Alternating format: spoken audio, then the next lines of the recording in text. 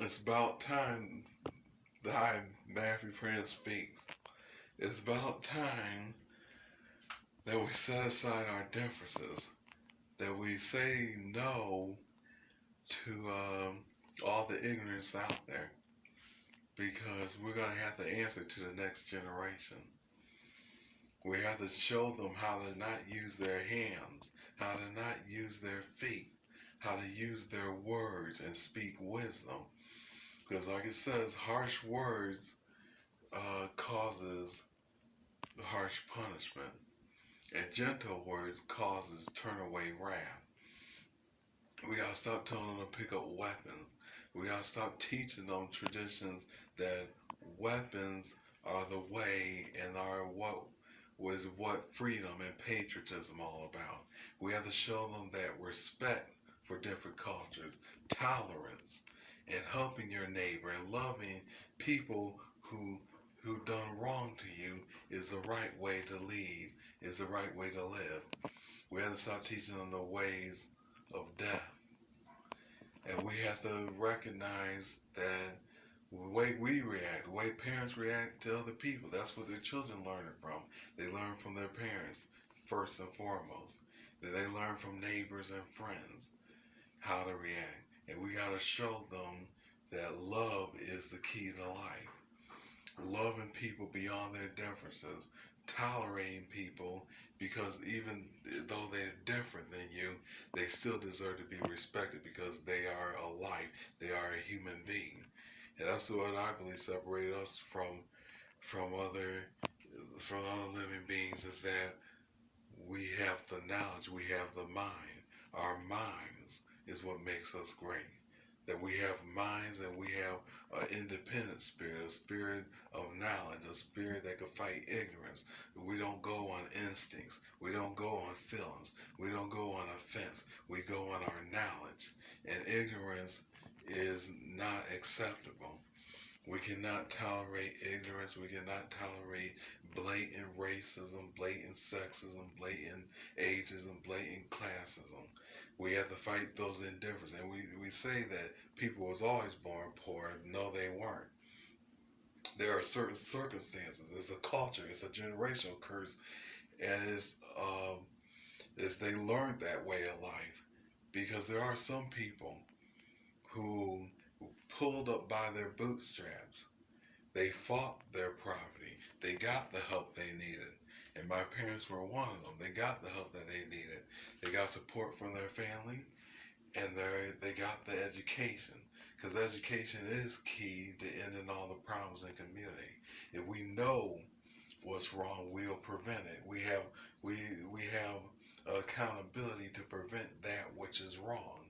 If we know it's wrong, if we told that it's wrong, if we're rebuked, if we're chastised through knowledge and education, then we'll refuse to do the things that are wrong. It's wrong to call people out of their name. It is wrong to attack people. I said it's different if you was provoked, but to be angry all the time and provoked all the time is not healthy. It's not a way of life. And in order for us to be the community that we need to be, we need to teach love, tolerance, respect. We need to teach gentleness, self-control, that you can't act out everything that you feel. You can't act out everything that comes your way, because every thought is not good. Every thought is not okay. Every thought is not healthy.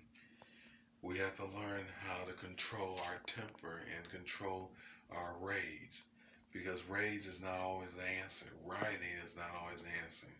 And when you protest and when you do fight injustice, you have to fight it with a clear mind, knowing that you're doing the right thing and that there's nothing that is not out of revenge, it's not out of anger, it's not out of ignorance, but it's out of justice, out of love, faith, hope in the system that you're changing it for the better, that you're making it for the better, that people can change, that bad people could be good people, and evil people could be good people. And you gotta believe in the good nature. You gotta believe in the goodwill. And you gotta hope for people to understand that doing what's wrong is not acceptable.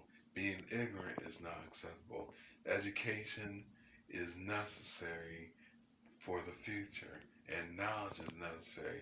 And if we are to be the community that cares and the community that's one, that's community that's united, community that's unified, we have to work towards justice and we have to do things that are right all the time. We can't do it just some of the time and do what we want the other time. If we work and do treat people fairly and treat them fairly all the time, then we'll have a better community.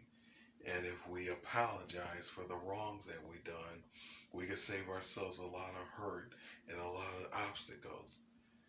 But if everyone's get offended and everyone get hurt and they don't want to compromise and they don't want to uh, make a table of peace, then this world will never heal. Then our community will never heal.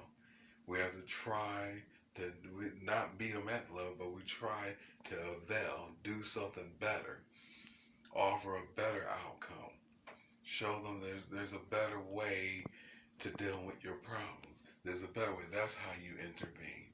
Show them that it's better to to speak your words than to have guns, than to use weapons, than to fight, than to show hatred, than to use violence. We have to show that love and nonviolence is greater than violence and hatred. And we learn history so that we don't repeat it. We don't repeat history. We don't repeat the bad part of history and think that that's healthy.